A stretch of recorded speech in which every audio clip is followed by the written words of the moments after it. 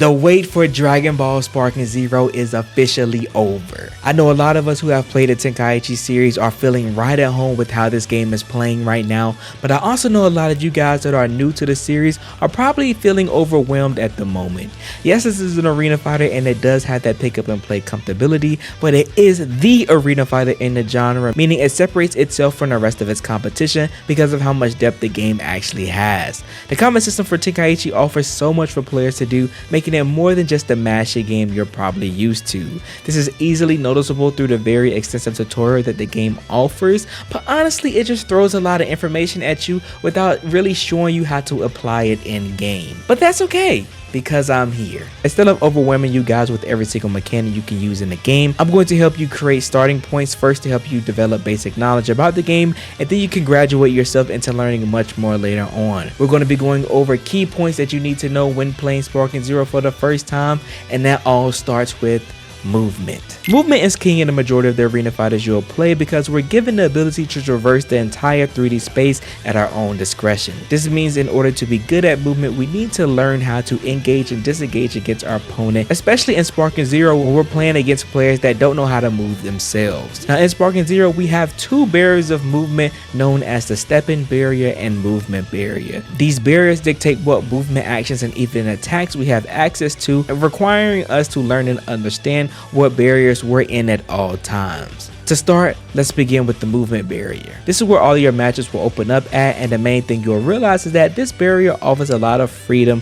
to move and dash around however you please. This is where you're going to be primarily charging ki, throwing out ki blast skills, and even doing ki blast confirms into skills while trying to close the gap between you and your opponent. While in this barrier you have access to movement mechanics like short dash, which will be one of your primary ways to move as it's pretty fast and uses very little ki, dragon dash, which is much faster but should only be used in burst because of how much ki it drains, and Z burst dash, which is a homing dash that's tracked to let you quickly dash behind your opponent, exposing them to some insane back shots for guaranteed damage. I'll say starting off, I would focus on just getting comfortable with using short dash and Z burst dash to get you used to fast movement while also learning how to manage your ki. This is going to be very important for you to learn because nothing feels worse than having no ki in a Dragon Ball game.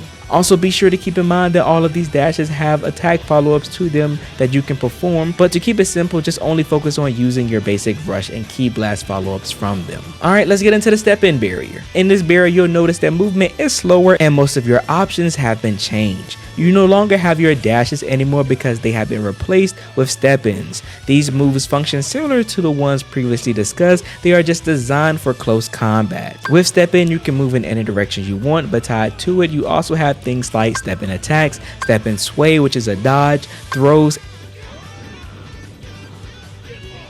and step-in cancels, which is essentially a dash cancel out of your rush attacks. The whole point of this barrier is to get close and personal with your opponent and use our offensive options paired with the movement options in step-in to open them up. We then have moves like ascend and descend that exist in both barriers to help us transition between the two in order to help us engage and disengage with combat when we need to. This is going to be the challenge for most of you because you have to know what your options are while being able to adapt seamlessly as you enter and exit both barriers constantly.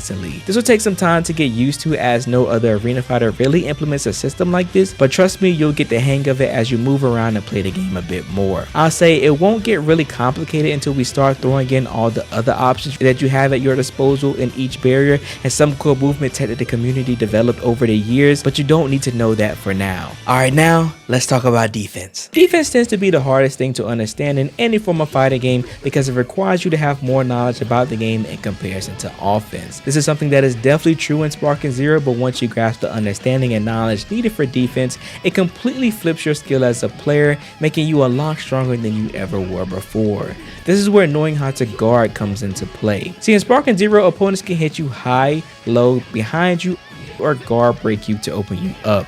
Protecting yourself high-low is the easiest thing to do, as all it requires you to do is hold guard and either hold up to block high or hold down to block low.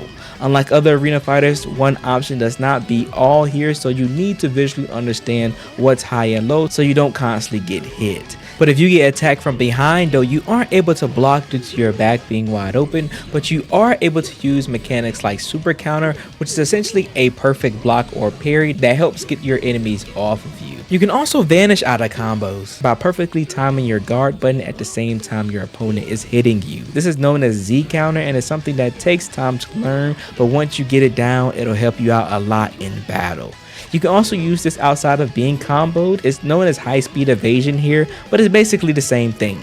Just perfectly time your vanish when your opponent tries to hit you, and you should get the same results just like Z counter. Other mechanics you should be using is revenge counter. Revenge counter is a combo breaker that forces your opponent off you, but it uses up 2 stocks, as well as sonic sway. This is something that's pretty easy to do. All it requires you to do is that while you're holding guard to block your opponent's attack, you can hit triangle or your key blast button as well, and it will actively put you in a dodging animation that will drain your opponent's key and knock them away from you. And then finally we have perception. This is a universal counter that forces your enemy off of you whenever they try to hit you. Think of it like the parry in Street Fighter 6. You can hold it down for as long as you want, as long as you have ki, but I would suggest to try to time it when you think your opponent's about to hit you so you don't waste so much ki doing it. It'll immediately shut down anything they're trying to do right then and there. And those are essentially all the defensive mechanics that you need to focus on. I kind of went by that pretty quickly, but it is pretty simple to pick up and understand how to do these inputs. It's just something you need to get good with within real time. Now, of course, all of these options have their own counterplay as well,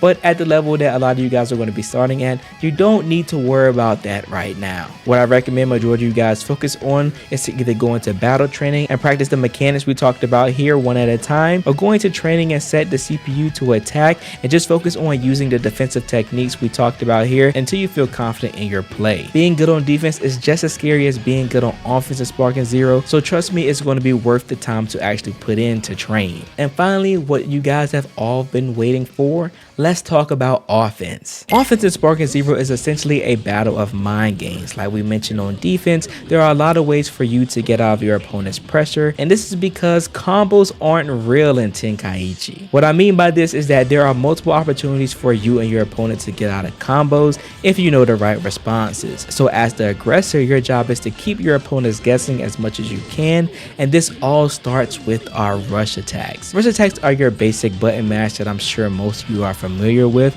This is how you're going to be comboing and pressuring your opponent, but I'm sure a lot of you have realized that just mashing will only get you so far in the game. But don't worry though, there are multiple things that you can do out of this in order to open up your opponent. You just gotta dive a little bit deeper into what the game is offering you. For starters, each rush attack has a heavy attack follow-up, allowing you to do combo chains like square triangle, square square triangle, a square square square triangle, and so on and so forth, using whatever control scheme you guys are currently playing on. Now, every character's rush attack sequence is different, and not every character has access to every follow-up in the game, so you will have to go through your character's combos to see what they have. The main thing you guys want to look for though when looking into a character is to see if they have access to flying kicks, heavy finishes, and Ki Blast Cannon. Flying kicks is a high attack requiring your opponent to block high if they don't want to get hit. You use this to pressure your opponent and extend combos. Heavy finishes are like gut punches that put your opponents into heavy hit stun, allowing you to do really whatever you want if they get hit. You can continue to combo, throw them,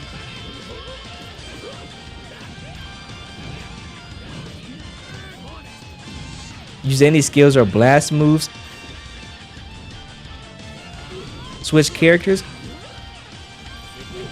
or even just charge some ki to taunt a little. Notice how I said if you hit them though. I said this because you can block heavy finishes, but where the guessing for your opponent comes into play is that heavy finishes can be charged to become unblockable, requiring them to vanish or reaction, or use moves like perception and revenge counter to get out of your pressure. This is what makes this move scary, because too slow of a response can literally allow you to lose an entire life bar. The same logic can also be applied to Ki Blast Cannon as well, and it also has unique attack follow-ups that you can do with rush attack. Once you get the hang of these three, it not only allows you to pressure your opponent, but it also allows you to pull off combos like this.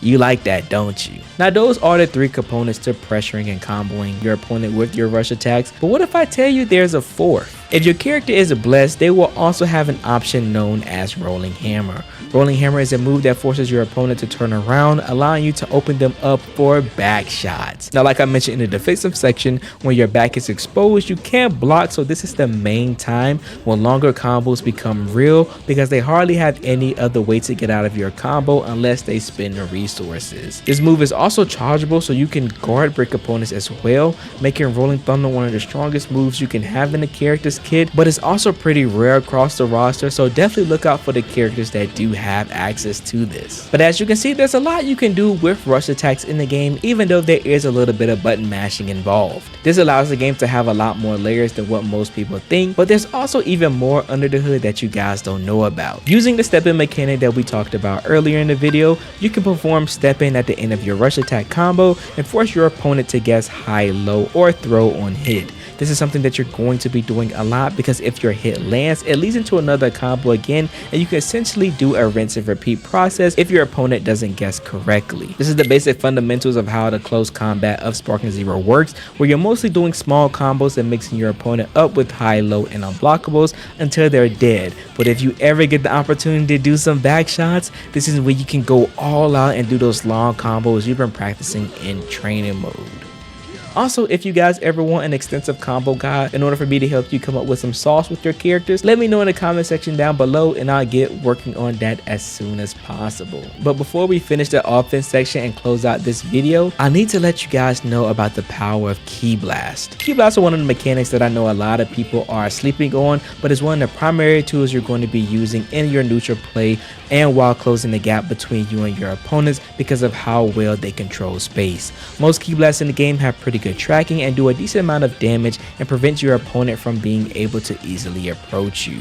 Now, I know that doesn't seem like a lot at first glance, but trust me, it's a strong tool to have, and the damage you deal from landing Ki Blasts stack up a lot over time. There's also multiple types of Ki Blasts for characters when you charge them, like sword characters have an air slash that guard breaks, most characters have a fast traveling orb that does a good amount of damage, and then others have a slow moving orb that allows them to travel behind it as if it's a moving shield. Ki Blast in Sparking Zero provides various functionalities for characters, providing you different ways to control the pace of a match. This is very important because they allow you to interrupt your opponents from doing a lot of careless actions, and once you get really good at them, you can start doing things like Ki Blast confirming into your skills to start making those small amounts of damage turn into high damage chunks like this. Pretty scary, right? Don't sleep on Ki Blast or really any of the tools you have at your disposal against your opponents on offense. Everything has its purpose when it comes to combat in Sparking Zero, so always keep your mind open with how things can be used to help you grasp a better understanding of how the game works as a whole. I know this was a lot, but hopefully everything I said was very helpful. But if you're confused about anything and have any questions, definitely leave it in the comments down below and I'll try to help you guys as much as I can. I appreciate all the love and support that you guys have been providing me. I hope you guys did enjoy the video, and again, I hope this was very helpful. Remember to leave a like and subscribe to the channel if you are new, and always remember to believe in you that believes in yourself. I'll see you guys in the next one.